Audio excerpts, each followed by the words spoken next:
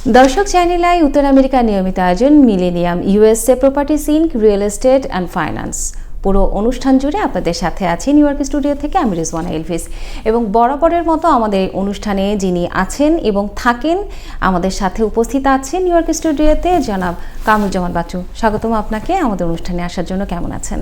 ধন্যবাদ channel I দর্শক এবং যারা কলা কুশলী ফ্যামিলি। আলহামদুলিল্লাহ ভালো। আমরা বরাবরের মতো যে কোনো একটা ইস্যু নিয়ে আসলে আলোচনা করি। আজকেও আপনার সাথে আমি ইনভেস্টমেন্ট কিভাবে করতে পারি। আমার প্রশ্নটা হচ্ছে, বায়ার যখন আপনার হাউসটা কিনছে, তার আসলে মর্গেজ নেয়ার ক্ষেত্রে বা বাসা কেনার ক্ষেত্রে কোন কোন বিষয় আসলে একটু নজর দেওয়া উচিত?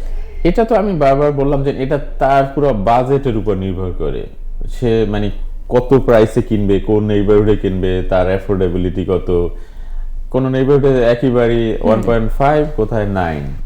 এখন সে যদি মনে করে ওকে আমি যেখানে কম বাজেটের বাড়ি কিনবো, আমি অল্প টাকা দিয়ে থাকবো। আবার যদি মনে করে না আমি একটু খুব ভালো নেইবারহুডে থাকবো, স্কুল ডিস্ট্রিক্ট, কমিউনিটি সিস্টেম ভালো, সবকিছু ওয়ার্কিং, আমার অনেক বেশি ডাউন দিয়ে কিনবো, বাট আমি to buy that in the neighbourhood, সেটা ডিপেন্ডস সম্পূর্ণ একজন বাইরের তার ফিনান্সিয়াল, তার রুচির উপরে। সেটা আমি মানে এটা স্পেসিফিক বলতে হবে।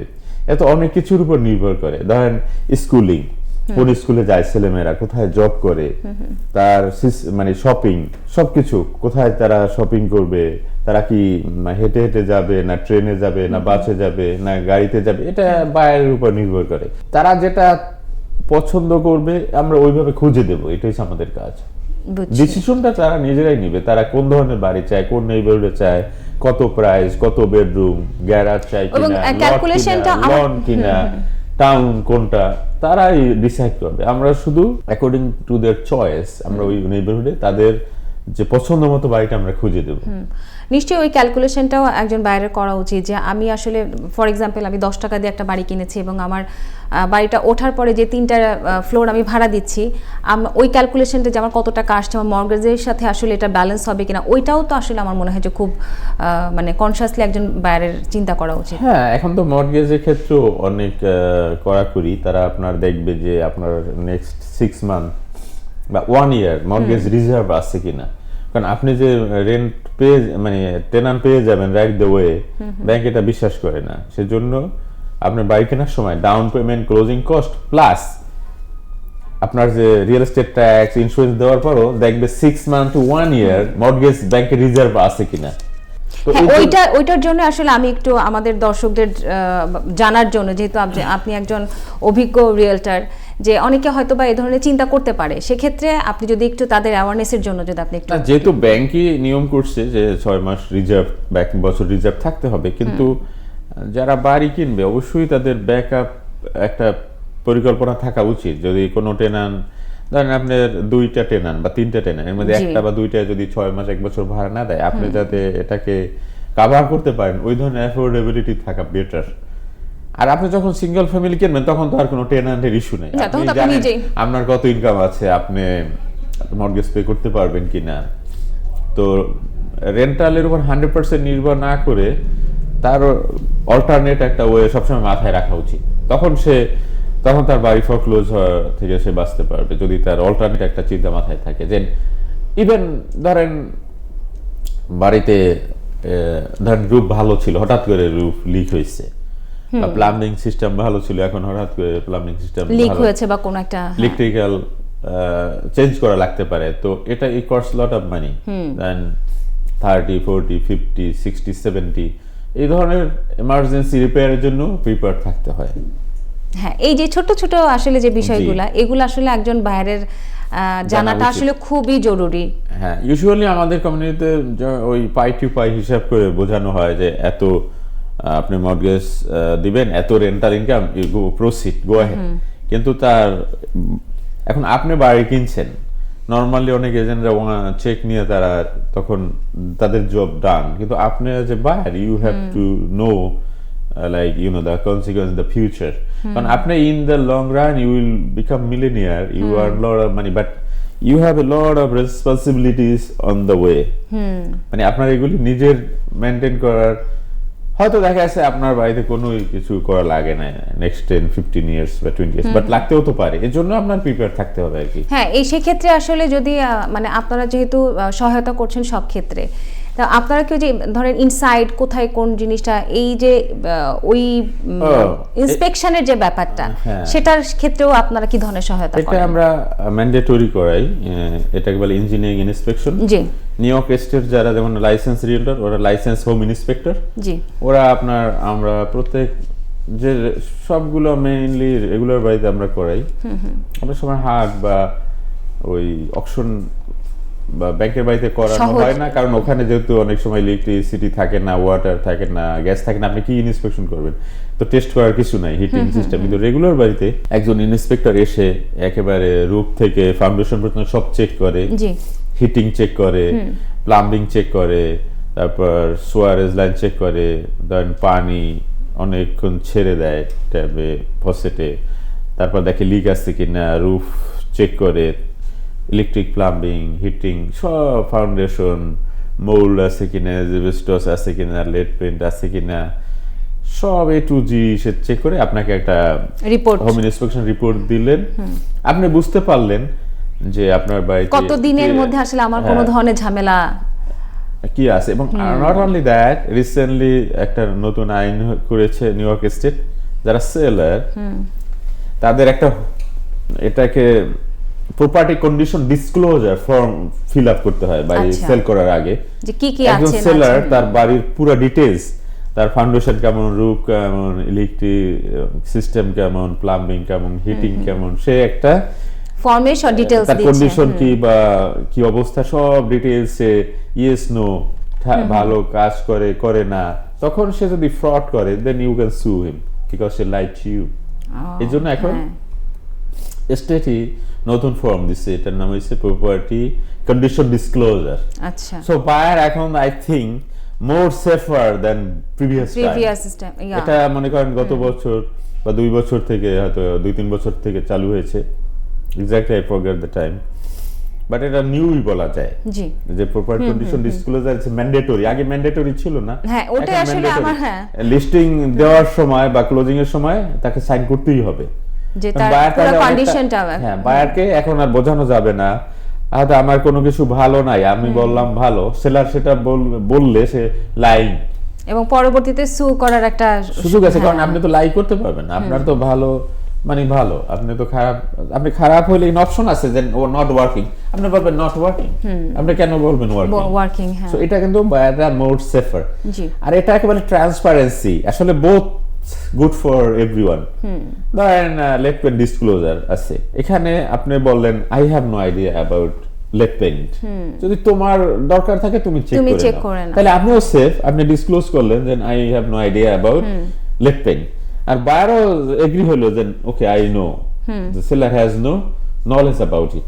এগুলো স্টেট বা হার্ডের অনেকগুলি ফর্ম আছে, এগুলি বায়ার সেলার সবাইকে সাইন করতে হয়। তো এটা যদি অ্যাটর্নি বা রিয়েলটর এক্সপ্লেইন করে তখন তাদের বুঝতে সহজ হয় সবার জন্য, বায়ার সেলার সবার বোঝার জন্য ইজি হয় জিনিসটা। আমি এই যে আপনার কথাতে আসছিলাম যে হার্ডের বাড়িগুলা কিন্তু কেনার সময় এই ইন্সপেকশনের সুযোগটা থাকে না, সেই ক্ষেত্রে যদি আপনাদের মাধ্যমে কেউ হার্ডের বাড়ি কিনতে চায়, যেহেতু অনেক ক্ষেত্রে অপশন থাকে, তখন আসলে কি ধরনের কোন জিনিসটা বুঝে আসলে আপনারা এই জিনিসটা? সুযোগ থাকে, কিন্তু সমস্যাটা কি শর্ট টাইমের জন্য, শর্ট টাইমে না, কারণ ম্যাক্সিমাম ওখানে পাওয়ার ওয়াটার ডিসকানেক্ট থাকে, হিটিং সিস্টেম বা গ্যাস, তো আপনি কিভাবে, ইন্সপেক্টর তো সবগুলি অন করে, হিটিং অন করে, ওভেন গ্যাস ওভেন অন করে, পানি ছেড়ে দেয়, তো এগুলি যদি লাইন না থাকে কিভাবে করবে? ভেরি টাফ না? Most of the time hard বা স্টেট বা ব্যাংক বাড়িগুলি সেল করে অ্যাজ ইজ কন্ডিশন, কিন্তু গভর্নমেন্টের বাড়ি কিনলে একটা অ্যাডভান্টেজ আছে, কোনো বাড়িতে লিন ভায়োলেশন টিকিট ক্লিন করে দেয় তারা, বাড়ি টাইটেল যেটা ক্লিন থাকে, এই একটা গুড থিং। কিন্তু ব্যাংকের বাড়িতে অনেক সময় ভায়োলেশন সহ আপনার কিনতে হয়, কিন্তু গভর্নমেন্টের বাড়ি যেমন হার্ডে বা স্টেটে যেহেতু তারাই গভর্নমেন্ট, তারা ওগুলো ক্লিন করে দেয়, টাইটেল কোনো ইস্যু থাকে না, because government give you clean title, এটা গুড থিং। আপনি কি নিউ ইয়র্কে বাড়ি ক্রয় বিক্রয় ভাড়া বা ইনভেস্টমেন্ট করতে চান? এখনই সঠিক সময়। ভাড়ার টাকায় বাড়ির মালিক হতে পারলে ভাড়ায় কেন থাকবেন? মর্টগেজ ইন্টারেস্ট রেট এখন অবিশ্বাস্য সর্বনিম্নে, কিন্তু বাড়ি ভাড়া সর্বোচ্চ। বাড়ি বিক্রি করারও এখন উপযুক্ত সময়, কারণ মার্কেটে বেশি বাড়ি নেই, অথচ আছে অসংখ্য কোয়ালিফাইড ও ক্যাশ বায়ার। আমি Kamruzzaman Bachchu, residential commercial hard auction foreclosure specialist. আপনার বাড়ির লিস্টিং দিতে এবং স্বপ্নের বাড়ি কিনতে এখনই কল করুন 347-465-3220। আপনি কি নিউ ইয়র্কে বাড়ি ক্রয় বিক্রয় ভাড়া বা ইনভেস্টমেন্ট করতে চান? এখনই সঠিক সময়। ভাড়ার টাকায় বাড়ির মালিক হতে পারলে ভাড়ায় কেন থাকবেন? মর্টগেজ ইন্টারেস্ট রেট এখন অবিশ্বাস্য সর্বনিম্নে, কিন্তু বাড়ি ভাড়া সর্বোচ্চ। বাড়ি বিক্রি করারও এখন উপযুক্ত সময়, কারণ মার্কেটে বেশি বাড়ি নেই, অথচ আছে অসংখ্য কোয়ালিফাইড ও ক্যাশ বায়ার। আমি Kamruzzaman Bachchu, residential commercial hard auction foreclosure specialist. আপনার বাড়ির লিস্টিং দিতে এবং স্বপ্নের বাড়ি কিনতে এখনই কল করুন 347-465-3220। তাহলে সেই ক্ষেত্রে আসলে পরবর্তীতে মানে ওইটা আসলে ইন্সপেকশনের কোনো সুযোগ থাকে না, বাড়িটা কেনার অনেক পরে ক্ষেত্রে আসলে থাকে। ধরেন বাড়ির যদি অনেক সময় সুযোগ সুবিধা থাকে, ব্যাংকের বাড়িরও, সবই যে ব্যাংকের বাড়ি ডিস্ট্রেস ভাঙা তা না। তা তো অনেক হবে, ব্যাংকের বাড়ি আছে, লাক্সারি বাড়িও আছে, খুবই সুন্দর, সবকিছু ডান। তখন আপনি ওদেরকে বলবেন যে আই ওয়ান্ট টু ইন্সপেক্ট, তারাও আপনাকে সময় দিবে। সব যে মানে করা যাবে না সেটাও না, যার কন্ডিশন ভালো আছে ইউ ক্যান ডু ইন্সপেকশন। যেখানে লাইন চালু আছে, লাইক হিটিং, প্লাম্বিং, এগুলি ওয়াটার লাইন আছে, আপনি করতে পারবেন। তখন এটা কি আপনাদের মাধ্যমে করা যাবে নাকি এটা আলাদাভাবে না, এটাই আমরা ধরেন আমরা যে ব্যাংক যদি সেলার হয়, ব্যাংকের যারা রিপ্রেজেন্টেটিভ আছে তাদের আমরা বলবো, অ্যাসেট ম্যানেজার, তারা আমাদেরকে অ্যালাউ করবে, করা যাবে, এটা করা যায়। আর যদি হচ্ছে ধরেন কেউ মানে বায়ার একদম ডিরেক্ট সেলারের কাছ থেকে কিনছে, সেই ক্ষেত্রে আপনাদের মাধ্যমে যেহেতু তারা বাড়িটা কিনছে, এই ইন্সপেকশনের কাজটা কি আপনারাই করে দেন নাকি এটা অটোমেটিকলি তাদের কোনো স্টেটে অ্যাপ্লাই করতে হয়? না না, আমরা তো আমাদের বায়ারকে বলি যে বাড়িগুলি ইন্সপেকশন করানো যায়, যে inspection is good for you, মানে আপনি যেটা করা যায় সেই খরচটা আসলে আমি ওটার বায়ারকে পে করতে হয়। হ্যাঁ, সেটাই আসলে আমার কারণ জানা। বায়ারের ভালোর জন্য সে করছে, বায়ার পে দ্য ফি, কারণ আপনি তো আপনার ভালোর জন্য আপনি কিনছেন। কিন্তু কিছু বায়ার ক্যাশ কেনে as is condition, then no, they বলছে আমার ইন্সপেকশন দরকার নাই, I will buy whatever, you know. মানে তার পরবর্তীতে সে দেখে অনেক বিষয় আছে, যেমন ইনভেস্টররা তারা অনেক ভায়োলেশন সহ বাড়ি কিনছে, কিনে তারা যখন রিনোভেশন করে আবার বিল্ডিং ডিপার্টমেন্টের পারমিট ওপেন করে আবার জমা দেয়, তখন অনেক ভায়োলেশন চলে যায়, কারণ তারা যে সমস্যাগুলি ছিল ওগুলো সমাধান করে ওখানে জমা দেয়, তখন অনেক সময় এগুলি আর থাকে না। ধরেন অনেকে এটিকে রুম করছে, বেসমেন্টে বাথরুম করছে, কিচেন, এগুলো সব ওয়ার্ক পারমিট এনে রিমুভ করে আবার যখন কমপ্লিশন অফ জব দেয় বিল্ডিং, তখন এইসব ইন্সপেক্টর পরে দেখে না এগুলি নাই, তখন আর ভায়োলেশন অটোমেটিক চলে যায়। তার মানে আপনার বেসমেন্টেও যদি কোনো কিছু করতে হয় ওটা আসলে পারমিশন নিয়ে না, এটা কথার কথা। ধরেন আপনার যদি টিকিট দেয় বা কোনো মানে আপনি কোনো বিল্ডিং ডিপার্টমেন্ট পারমিট ছাড়া যেগুলি করতে হয় আপনি করলেন, তখন ওরা যদি আপনাকে ভায়োলেশন টিকিট দেয়, ওইটাকে আবার রিমুভ করার জন্য আবার একটা পারমিট ওপেন করতে হয়। তার পারমিট ওপেন করে কাজ করার কথা ছিল, আপনি করেন নাই। তার মানে আগে মজার ব্যাপারে, আপনি যদি কোনো পারমিট ছাড়া ভাঙেন, ওইটা আবার টিকিট খাবেন। ওইটা ভাঙতে হইলো পারমিট নিয়ে ভাঙ্গা আবার কাজটা যে অবস্থায় ছিল আগের ওই অবস্থায় করে বিল্ডিং ডিপার্টমেন্ট বলতে হবে then I did my job, you come and inspect. তখন ইন্সপেক্টর এসে দেখবে ওকে ঠিক আছে, দেন রিমুভ করে দিবে। এগুলি যারা কন্ট্রাক্টর, এক্সপার্ট, ইনভেস্টর, তারা জানে হোয়াট টু ডু। তো অনেক ক্ষেত্রে তারা ভায়োলেশন সহই নেয়, আবার অনেক সময় তারা ডিসকাউন্টও পায়, হয়তো ভায়োলেশনের জন্য যে আমি এত টাকা পে করছি আমার, তখন এটা একটা মানে ডিপেন্ডস, আপনি অনেক কিছুই সম্ভব আসলে সিস্টেমের মধ্যে দিয়ে, সিস্টেমের মাধ্যমে। আচ্ছা, আপনাকে অসংখ্য ধন্যবাদ। আমরা একদম শেষের দিকে চলে এসেছি। আপনি যদি আমাদেরকে একদম মানে যেহেতু শেষের দিকে দর্শকদের জন্য যে রেন্ট অ্যান্ড ইনকাম, আবারও সেই প্রশ্নই আসছি যে আমি যদি বাড়ি কিনতে চাই, আমার কোন দিকটা অ্যাজ আ বায়ার কোন দিকটা খেয়াল রাখতে হবে, এবং আমি ফার্স্ট বায়ার হলে কি করতে হবে, আর আমি যদি সেকেন্ড বায়ার হই সেক্ষেত্রে কি করতে হবে? না, এখন যেহেতু রেজিডেন্সিয়াল প্রপার্টি আপনি এফএসএ লোনে কিনতে পারবেন 3.5% ডাউনে, সেলার কনসেশন নিয়ে 3%। ফার্স্ট টাইম হোম বায়ার হিসাবে সবাই এই সুযোগ নেওয়া উচিত। আর যদি আপনি মনে করেন আপনি রেন্টাল ইনকামও নেবেন প্লাস থাকবেনও, তাইলেও আপনার সুযোগ আছে। 2 থেকে 4 ফ্যামিলি, এটাকে বলে রেজিডেন্সিয়াল ইনকাম, এটাও নিতে পারেন। তো আপনার দেখা গেছে 1 ফ্যামিলিও কিনতে পারেন, 2 থেকে 4 ফ্যামিলি কিনতে পারেন। এবং গভর্নমেন্ট ফার্স্ট টাইম হোমবায়ারদের যে সুযোগ সুবিধা দিচ্ছে, অনেক ডাউন পেমেন্ট অ্যাসিস্ট্যান্স দিচ্ছে বিভিন্ন স্টেট, ফেডারেল, সিটি, ওগুলো আপনি অ্যাপ্লাই করতে পারেন। যদি আপনি কোয়ালিফাই হন আপনি পেতে পারেন। আর যদি মনে করেন আপনার অলরেডি বাড়ি আছে, আপনি আবার এখন রেন্টালের জন্য কিনবেন, তো আপনি কিনতে পারেন। আপনি 1 থেকে 4 ফ্যামিলি বা 5 থেকে আপ এনি হাউস আপনি কিনতে পারেন। কিন্তু first time home buyer benefit শুধু রেজিডেন্সিয়াল প্রপার্টিতে পাওয়া যায় 1 থেকে 4 ফ্যামিলি। 1 ফ্যামিলি কোঅপ, কন্ডো 2, 3, 4 এগুলিতে আপনি এই সুযোগটা পাবেন। যে বেনিফিটগুলি আছে, গ্র্যান্ড আছে, তারপর মিনিমাম ডাউন পেমেন্ট 3.5, এখানে আবার 3% সেলার কনসেশন। তো যেহেতু এই সেলার কনসেশনটা কি যদি আপনি একটু বলতেন। ধরেন আপনি বাড়ি কিনবেন ফার্স্ট টাইম, আপনার টাকা এখন ক্লোজিং কস্টে শর্ট আছে, তখন আপনার ধরেন 3% ডাউন, 3.5 দিচ্ছেন ডাউন, 3% আবার সেলারের কাছ থেকে আপনি নিতে পারেন টাকা। ওই প্রাইসটা বাড়ির প্রাইসের সাথে অ্যাড হয়ে যাবে। তাইলে হবে কি, আপনার হেল্প হইলো, ইনস্ট্যান্টলি আপনি ক্রেডিট পাচ্ছেন 3%। আচ্ছা, ধরেন আপনার ক্লোজিং কস্টে লাগবে 50,000, 3.5 ডাউন দিচ্ছেন। আপনি যদি ওখান থেকে 30,000 নেন, তাহলে হলো কি আপনি অনলি 20,000 বাড়ি ক্লোজিং করতে পারলেন। এটা যারা এভারেজ পিপল, তাদের সুবিধার জন্য এই সিস্টেম আছে। এটা কি ফার্স্ট বায়ার বা সেকেন্ড বায়ার সবাই করতে পারবে নাকি শুধু যারা ফুল ডক ইনকাম দিয়ে কিনবে তারা নিতে পারবে, এই সুযোগ নিবে ফার্স্ট টাইম হোম বায়ার সুযোগ, তাহলে সে আলাদা আলাদা ভাবে কিনতে পারে। আচ্ছা, আর পরবর্তীতে আপনার যদি থার্ড টাইম তারা বাড়ি কিনে তখন আবার যৌথভাবে কিনছে, তখন কি আবার ইনভেস্টর হিসেবে দেখাতে হবে? জি, এটা হাড়ের ক্ষেত্রেও প্রযোজ্য। ধরেন আপনি হাড়ের বাড়ি হাজবেন্ড ওয়াইফের নামে কিনলেন, নেক্সট টাইম আপনি 2 বছরে আর বিড দিতে পারবেন না। কিন্তু আপনি যদি এখন শুধু আপনার নামে দেন, এরপরে আপনার হাজবেন্ডের নামে একটা কিনতে পারবেন, কারণ আপনি তো ওখানে আপনার নাম নাই, সোশ্যাল সিকিউরিটি নাম্বার নাই। কিন্তু দুজনের নাম যদি একই বাড়িতে, দুইজনেরই সোশ্যাল সিকিউরিটি নাম্বার ওখানে দেওয়া দিলে, তাহলে নেক্সট টাইম আপনার সুযোগটা পাচ্ছেন না। এই বিষয়গুলো অনেকটা ট্রিকি। তো আমরা আসলে এভাবে ওপেন বলাটা কতটা মানে বুঝতে পারছি না, বাট আমরা যেহেতু কমিউনিটি মানুষকে বেনিফিটেড করার জন্য বলছি, সেজন্য বলছি এটা একটু ট্রিকি। বাট তারা যদি আইনের মধ্যে থেকে সুযোগ নিতে পারে, সমস্যা নেই।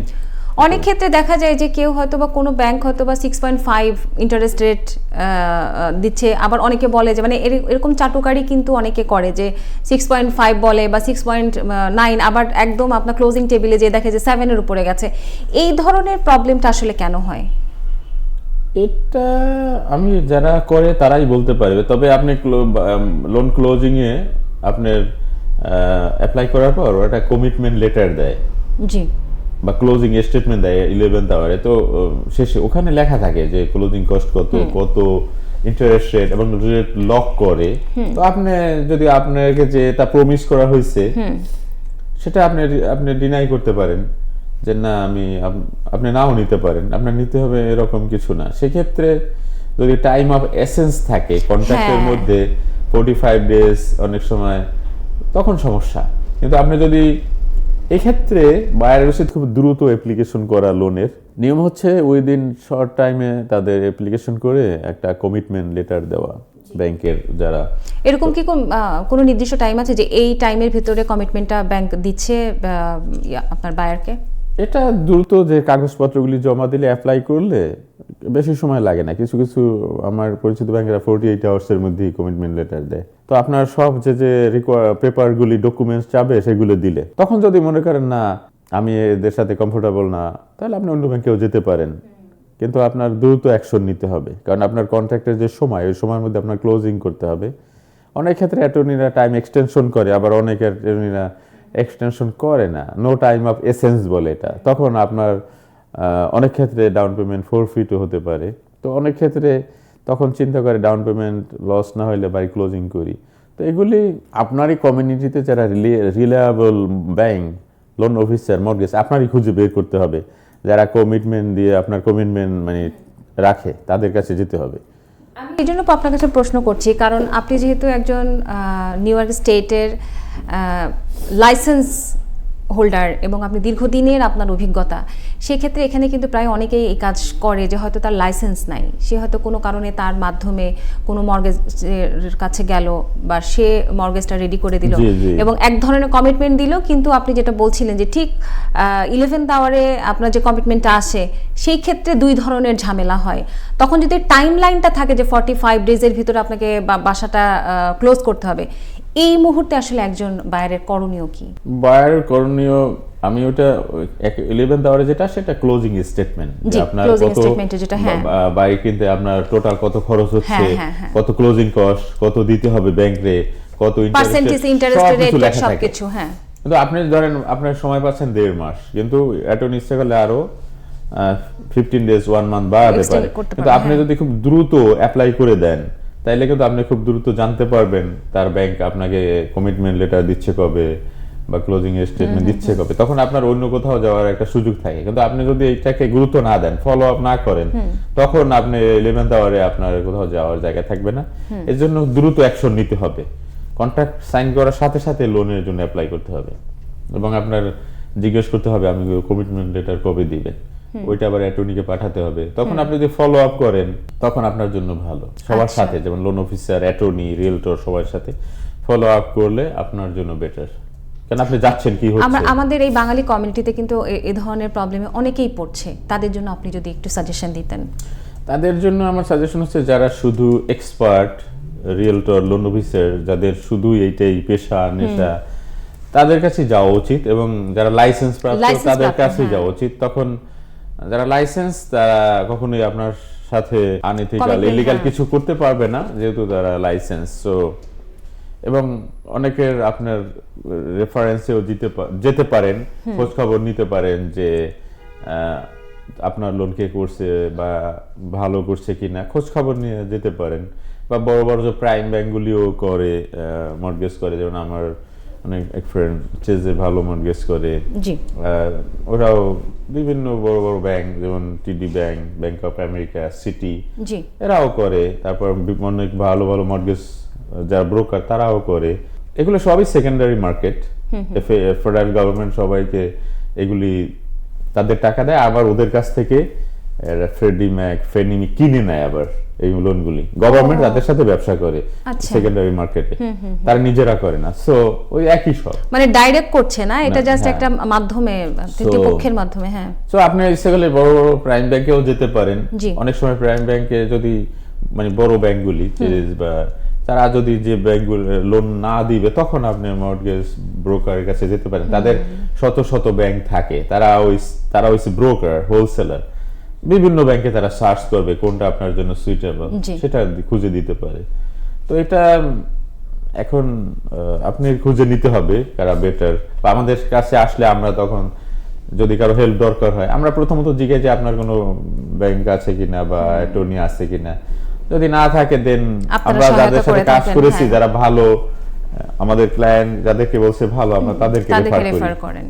আপনাকে অসংখ্য ধন্যবাদ আমাদের অনুষ্ঠানে আসার জন্য এবং এত জরুরি, মানে ইম্পর্টেন্ট কথা আমাদের সঙ্গে শেয়ার করার জন্য। আমাদের দর্শকদের জন্য ছোট্ট কিছু বলতেন। আমি একই কথাই বলবো যে buying house is an American dream. আপনার গর্বিত বাড়ির মালিক হন। এটা এখানে টু সাইডে আপনার লাভ। একটা হচ্ছে আপনি নিজের বাড়িতে নিজে থাকছেন, আর ইন দ্য লং টাইম বাড়িতে আপনি ইকুইটি মানে বাড়ির মূল্য বাড়ছে। আপনার নেক্সট জেনারেশন অটোমেটিক মিলিনিয়ার হচ্ছে, এটা এই বাড়ি কেনার সুফল। এই সুযোগ থেকে মানে বঞ্চিত হওয়া ঠিক হবে না। এই আমেরিকার বাড়ি কেনার যে সুযোগটা আছে, সেটা সবাই নেওয়া উচিত, এটাই আমি মনে করি। অসংখ্য ধন্যবাদ।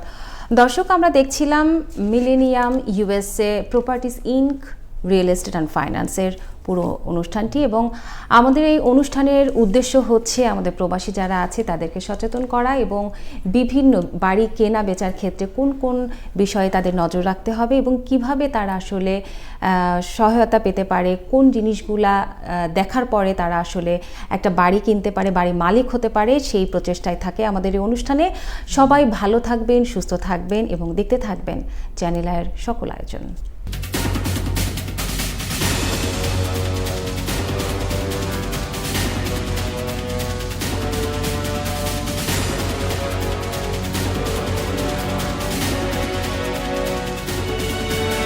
আপনি কি নিউ ইয়র্কে বাড়ি ক্রয় বিক্রয় ভাড়া বা ইনভেস্টমেন্ট করতে চান? এখনই সঠিক সময়। ভাড়ার টাকায় বাড়ির মালিক হতে পারলে ভাড়ায় কেন থাকবেন? মর্টগেজ ইন্টারেস্ট রেট এখন অবিশ্বাস্য সর্বনিম্নে, কিন্তু বাড়ি ভাড়া সর্বোচ্চ।